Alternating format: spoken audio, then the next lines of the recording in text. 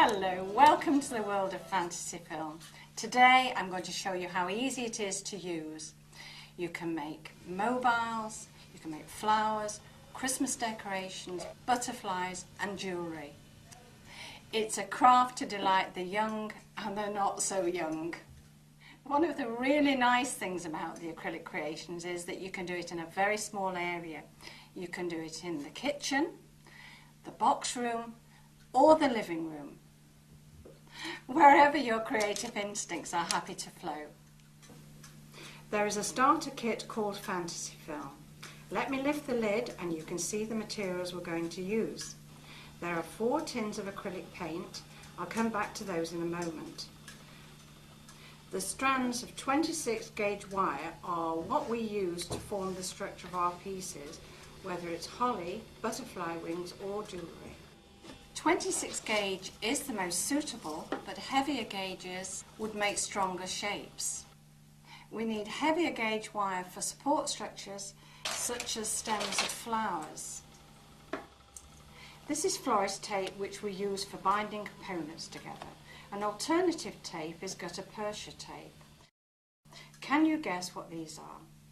These are stamens to use in flowers. And last but not least, we have silver glitter. This would add a sparkle to any piece. 6 useful templates have been pressed into plastic packaging. There are 3 on each side of the pack. As you would expect, all materials can be bought separately when you start or when you need to replenish stock. Many simple shapes can be made entirely by hand, but however, if you're making lots of them, then you need a pair of pliers, a pair of scissors and wire cutters. Last but not least, we need a piece of Oasis and a piece of polystyrene. The most important material is the acrylic paint. It's a plastic resin which we use to make a plastic film. You cannot paint pictures with this paint. We're going to start with the opaque paint, which creates a porcelain effect. They come in a good spectrum of colours.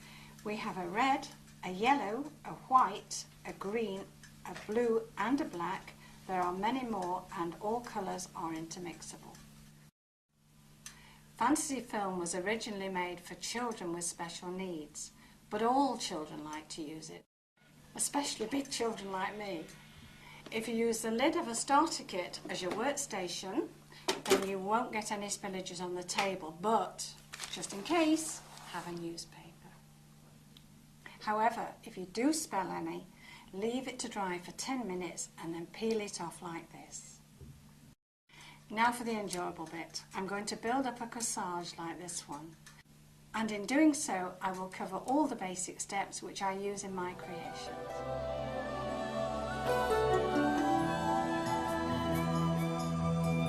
Take your wire, make a loop, making sure you have enough wire to hold on to. It can be useful to picture your loop as a fish like that. We have our loop. We make a couple of twists by just twisting the loop back on yourself, which will give you a firm hold there.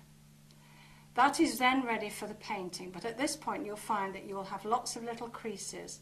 I tend to run my fingers around the inside of the wire in case there are any creases, but if you like, you can use a pencil just to pull the wire, but I myself prefer to use my fingers.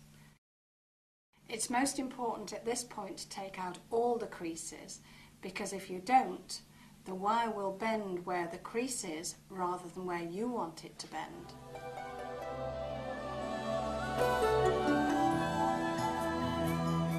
It starts to get creative at this point. I'm going to make a petal like this one that I made earlier.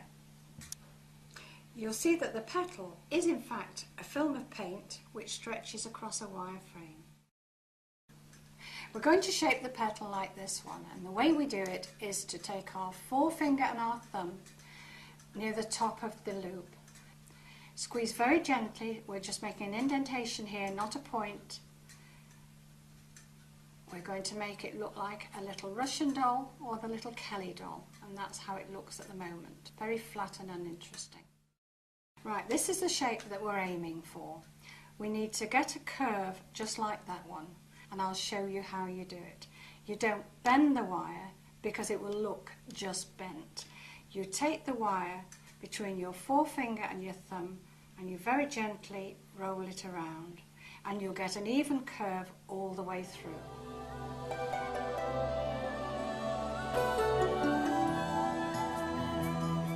Having made a petal, we're now going to turn our attention to the leaf. We start exactly as we did before with a loop. We make it slightly larger because it's a leaf.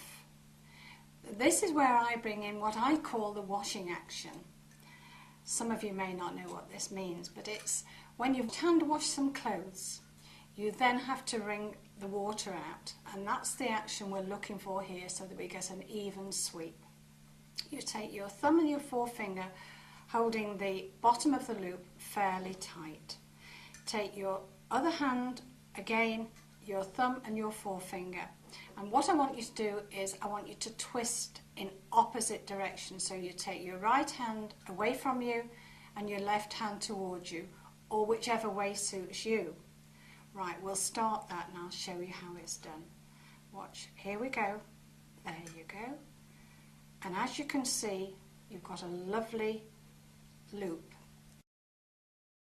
Don't worry if you've overemphasized your leaf at this stage. All you have to do to take the curvature out a little is take the bottom tightly in one hand, the top in the other, and pull ever so gently. You don't wish to take the curve out altogether, and you'll see that's evened it out a little.